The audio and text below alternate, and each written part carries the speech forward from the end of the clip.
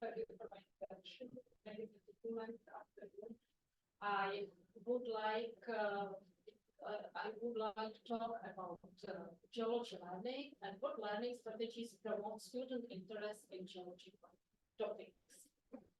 So the geology, it's the reason why geology is an important, interesting, and very valuable learning subject is based on multidisciplinary nature and have environmental significance. The geology is very close to physics, chemistry, biology, mathematics, maths. The geology use knowledge and research procedure of this science discipline. Geology use mathematical models, for example, models of moving continent. And thanks to interesting geology in nature source, in its mining, its prospecting and using, it's very close to some social science, economy, or geography. Geology also interests in some environmental topics such as ecosystem evolution, geohazards such as volcanoes, earthquakes, and in climate change, in a historical context, in air history, which can help understand us to recent climate issues. Therefore, geology can be very interesting, amazing, maybe funny for students, but question: do students have a positive attitude towards geology? Unfortunately, not too much. A number of research studies, as well as our experience, we and teachers have identified some critical points in attitudes of students towards geology. The first one is difficult to understand spatial-temporal relations, between geological objects, geological processes, and geological time. The second one is links that geology links with chemistry and physics, and this is the other quite difficult learning subject for students. And the third one, that geology is far from everyday life. The students don't understand biogeology because they cannot meet geology in your daily life. So, can we change that? What does a teacher need to get students on her side to make interest students in geology in his or her learning subject? We have some learning situations, we have some learning topics, some learning strategies, and we have students with or without in our subject. We have interesting topics and interesting learning strategies, and we can develop some interesting learning situations which can support, create, or form student interest in this situation. And in the time, and in time, maybe the interest in learning something.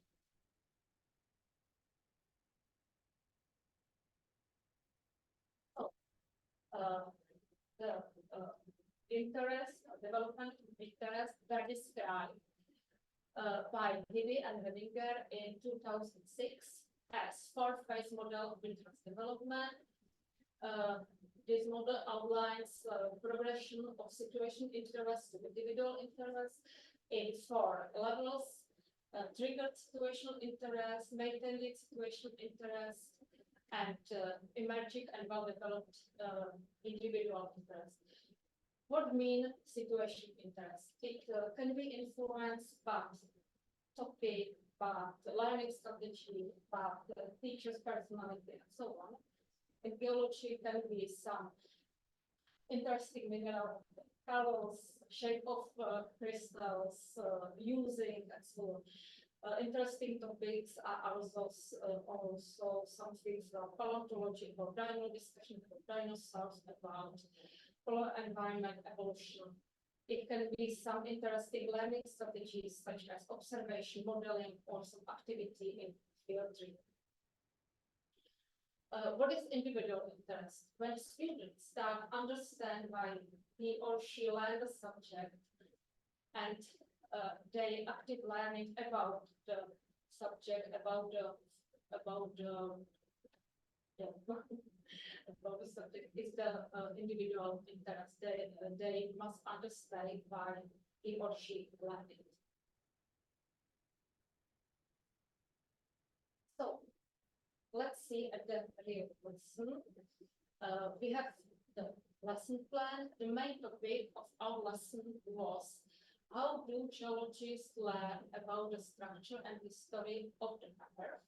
And the most important learning aim was the student will be able to identify and use different methods to describe different geological objects and phenomena. This aim was based at procedural and epistemic level mainly, and I think it's very important. So,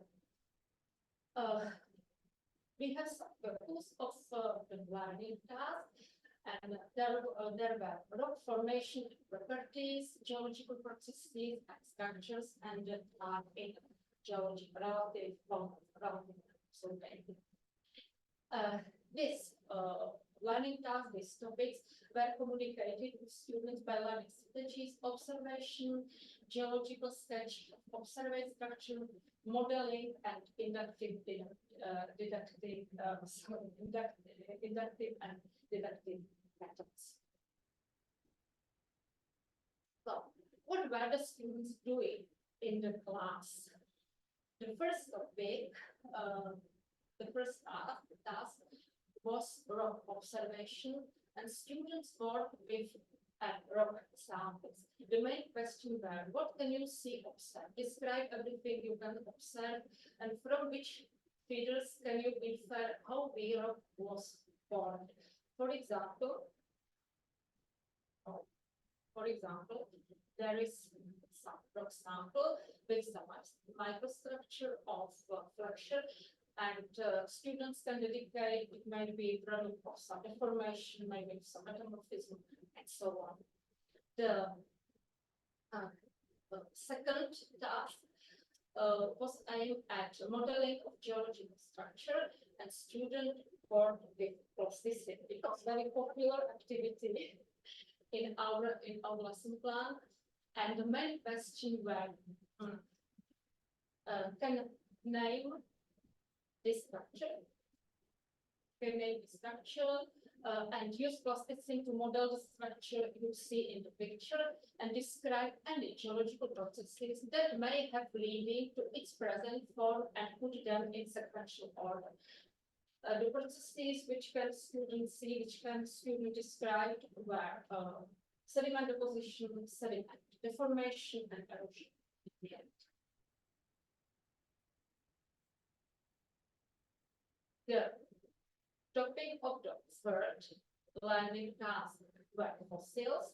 The student worked in group, and the main question were, what can all fossils be? The students can talk about plants, about animals, maybe about trace fossils, and so on. What effect does time have on the formation and preservation of fossils? It can be, for example, erosion and so on. And why do we find fossils in some rocks and not in the others? Different between sedimental and between immersive or metamorphic rocks. The topic of the third learning task was relative age of rocks and determined fossils. And the students worked with fossils and stratigraphic charts together with simplified paleontology way to identify some fossils. And the question were, how old are these fossils, and identify the fossils and the period of their occurrence. Rank them from oldest to youngest fossil using the stratigraphic chart. Yes, you can see on the picture how the students worked in the activities. topic of fifth learning tasks were geological principles. The students worked with this picture, and the task and question were see a picture of a sequence of rock layers and guess which layers are the oldest and which are the youngest and explain why. And how old is body of rock labeled T. The picture presented the one of the geological principle, it is the principle of superposition, and students can identify that the lowermost beds are the oldest and the uppermost beds are the youngest. The last 6 learning tasks aim about absolute dating of rocks. Students were in group the calculation include age of the rock, and they can use the simplified tools for calculating of time. The numeric task was radiometric measurement have shown that exactly 25% of the radioactive carbon nuclei are present in A, and how old is the box.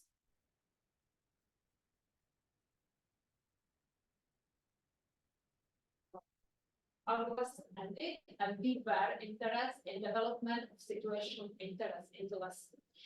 The main question, outline question was, will students show increased interest in geological topics if we offer them interesting content and active learning strategies? Our participants were 106 ideal 9 students from 3 low secondary schools. The lesson were realized in 2 years, and the one lesson was long 120 minutes. Our research instrument was open or were open-ended students' responses. That were a feedback of our lessons, and these responses be categorized and coded based on grounding theory. So on the slide, you can see assessment categories of student interest identified in their open-ended response, and they correspond with our lesson plans. The